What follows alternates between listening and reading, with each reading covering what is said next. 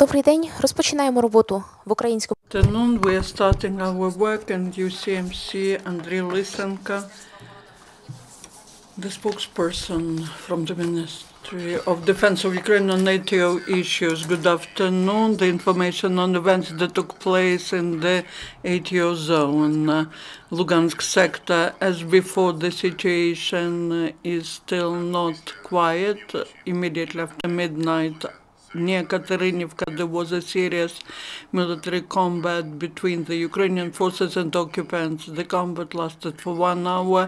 Besides light weapons, our military started using armored equipment. All finished successfully, no losses on our side. Later, before the dawn, in the morning, in the day and in the evening, the enemy continued shelling in Popasnyansky district. The militants many times were using mortars and the equipment of ICVs. Besides, the enemy was twice shelling in Novotashkivsky, once in Stanitsa Luganska and once in Krymska. In total, in Lugansk sector, there were 24 shellings registered, 3 from heavy weaponry and 1 military clash. Donetsk sector, the military action started in the evening. About 6 p.m. the enemy started firing in Lugansk, Kamenka position, Shakhta, Butovka and Piska. The latest shelling was the most powerful. The occupants were using mortars and launched about 20 mines at our positions. Ukrainian forces were firing back. Mariupolsky sector before dawn and in the evening the enemy was shelling in Krasnogorivka. In both cases the occupants were using heavy weaponry, mortar and tank. Also in the light time of the day the enemy violated the ceasefire regime in Shirokino. The enemy sniper was firing. At other sections of the front it was quiet. During the last 24 hours, in the result of military actions, there are no losses in Ukrainian armed forces. One serviceman was wounded because the incident happened in Popasnyansky district at Lugansky sector.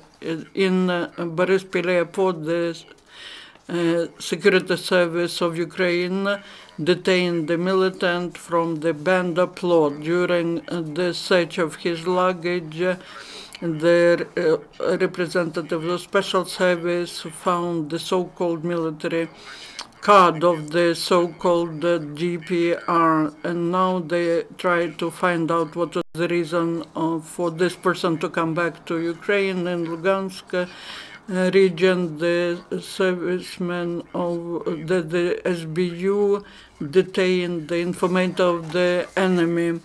The mobile phone was confiscated from the informer with the evidence that he was transferring information to militants. The Donetsk court liberated one criminal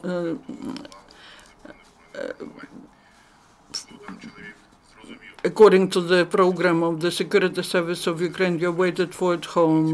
The citizen of Donetsk region entered the illegal armed group in 2014. Then he understood that he was mistaken, but he was hiding from law enforcement because he was afraid of criminal responsibility. In June 2017, he learned about the program of the Security Service of Ukraine. He waited for at home, and he also came to the law enforcement bodies and helped them to conduct the pre-trial investigation. Then when he came back to peaceful life, he called upon militants to use the opportunities of the program and return to their families and peaceful life. In Kurakhova, the policeman seized the equipment during the checking of the cars. The citizen of Elizaveta was hiding in his car 3 grenades, the gun, and also the pistol.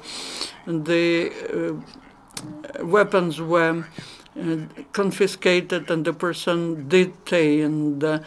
2 more grenades were confiscated in Ocheret, and the policeman detained the man who was trying to send this cargo by mail.